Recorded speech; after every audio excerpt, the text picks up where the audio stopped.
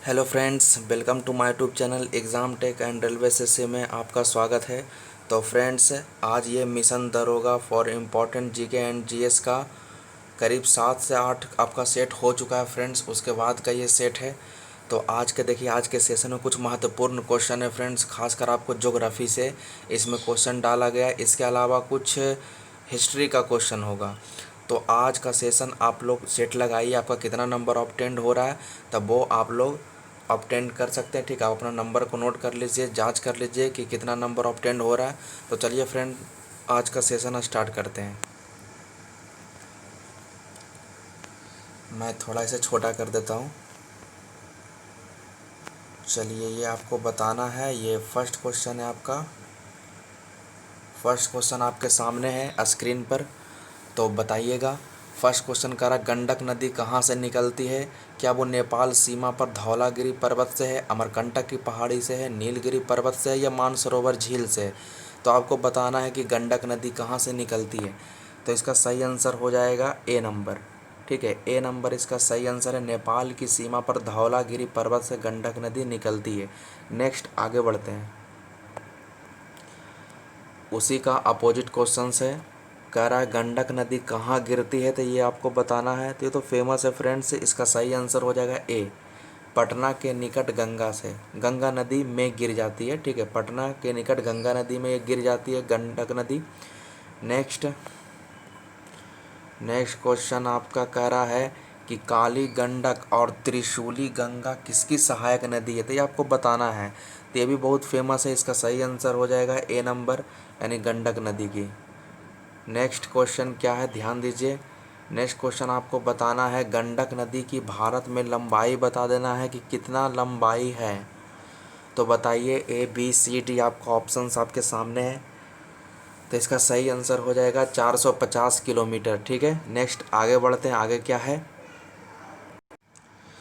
तो आगे आपका क्वेश्चन है कि गंडक नदी को नेपाल में क्या कहा जाता है। तो बताइए, इसका आंसर बताइए फ्रेंड्स। कमेंट बॉक्स में आप कमेंट कर सकते हो। इसका सही आंसर हो जाएगा ए, शालीग्राम। ठीक है, तो शालीग्राम इसका सही आंसर है। नेक्स्ट आगे बढ़ते हैं। आगे क्या है, नेक्स्ट क्वेश्चन आपका है गंडक नदी को मैदानी भाग में क्या कहा जाता है। ये आपका क्वेश्चन है, इसका आंसर दीजिए कि गंडक नदी को मैदानी भागों में क्या कहा जाता है। तो इसका सही आंसर हो जाएगा बी, नारायणी कहा जाता है गंडक नदी को मैदानी भाग में। नेक्स्ट आगे आते हैं। आगे देखिए, थोड़ा छोटा कर देता हूँ मैं। नेक्स्ट आपका कह रहा है फ्रेंड्स, कोसी नदी कहाँ से निकलती है। तो बहुत फेमस नदी है, ठीक है, खासकर बिहार की। तो कोसी नदी कहाँ से निकलती है, तो ये आपको बताना है। तो इसका सही आंसर क्या हो जाएगा, A B C D options आपके सामने है। तो बताइए इसका सही आंसर क्या हो जाएगा। तो इसका सही आंसर हो जाएगा ए नंबर, गोसाई थान चोटी के उत्तर से। कोई गोसाई थान है फ्रेंड्स, तो उसी के उत्तर से निकलती है कोसी नदी। नेक्स्ट अगला क्वेश्चन है कि कोसी नदी कहाँ जाकर गिर जाती है, तो ये आपको बताना है। तो ये भी आपका फेमस है कि कोसी नदी जो गिरती है, इसका सही आंसर हो जाएगा गंगा में। नेक्स्ट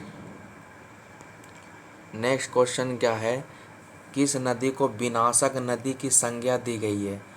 तो ये भी फेमस है फ्रेंड्स। तो इसका सही आंसर हो जाएगा सी, कोसी नदी को कहा जाता है। नेक्स्ट आगे आते हैं। नेक्स्ट क्या कह रहा है, ये आपको बताना है। क्वेश्चंस आपके सामने हैं। बताइए, कौन सी नदी प्रारंभ में अरुण नदी के नाम से जानी जाती थी या जानी जाती है।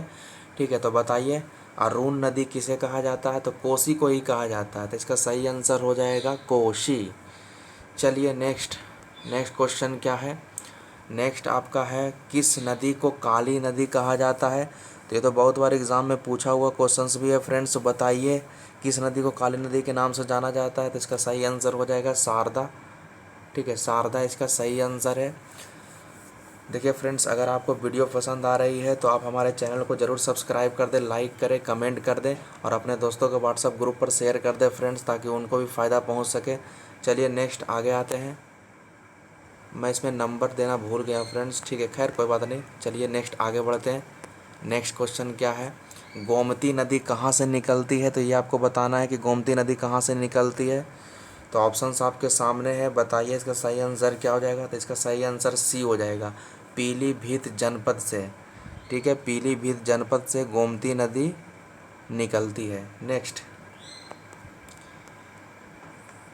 नेक्स्ट आपका क्वेश्चन है गोमती नदी कहाँ गिरती है। तो ये आपको बताना है कि गोमती नदी कहाँ गिरती है। तो बताइए इसका सही आंसर क्या हो जाएगा। तो इसका सही आंसर हो जाएगा डी, गाजीपुर के निकट गंगा में गोमती नदी गिरती है।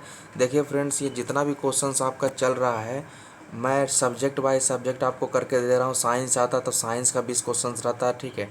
आपका ज्योग्राफी हो या पोल साइंस हो, हिस्ट्री हो, जो भी हो, ठीक है, तो सबका 20-20 क्वेश्चन सेट लाया जाता है। तो आप नंबर ज़रूर ऑब्टेन करिएगा, नंबर ज़रूर जांच कर लीजिएगा कितना आता है। चलिए नेक्स्ट आगे आते हैं। नेक्स्ट क्या कह रहा है। नेक्स्ट आपका क्वेश्चन है लखनऊ एवं जौनपुर किस नदी के किनारे स्थित है। तो बताइए क्या वो गंगा नदी है, शिप्रा है, गोमती है या कर्मनाशा नदी है। तो अब आपको बताना है लखनऊ के बारे में और एक जौनपुर के बारे में। तो इसका सही आंसर क्या हो जाएगा, सी नंबर, गोमती सही आंसर इसका।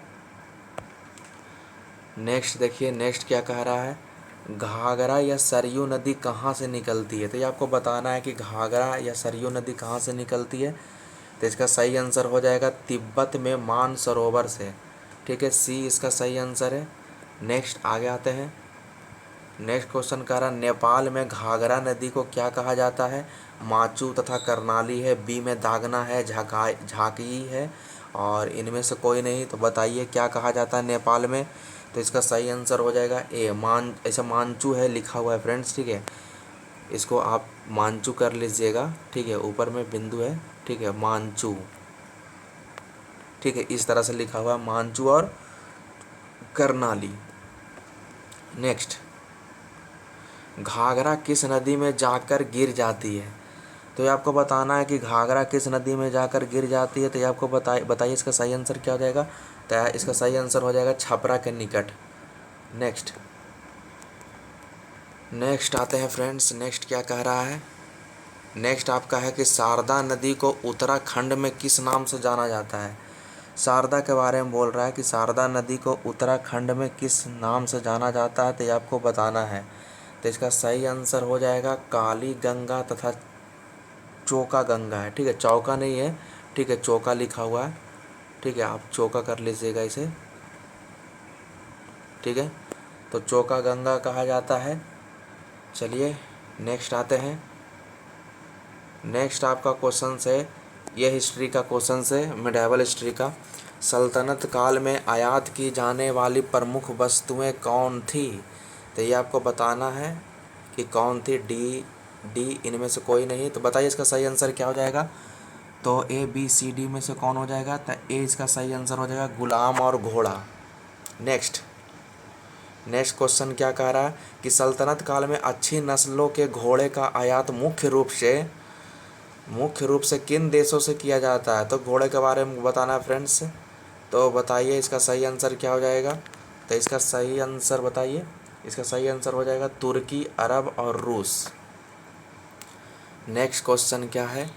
नेक्स्ट क्वेश्चन आपका कह रहा है सल्तनत काल में सबसे बड़ा स्थानीय उद्योग कौन था। क्या वो सिक्का उद्योग था, वस्त्र उद्योग था, रेशम उद्योग था या फिर नन ऑफ दिस।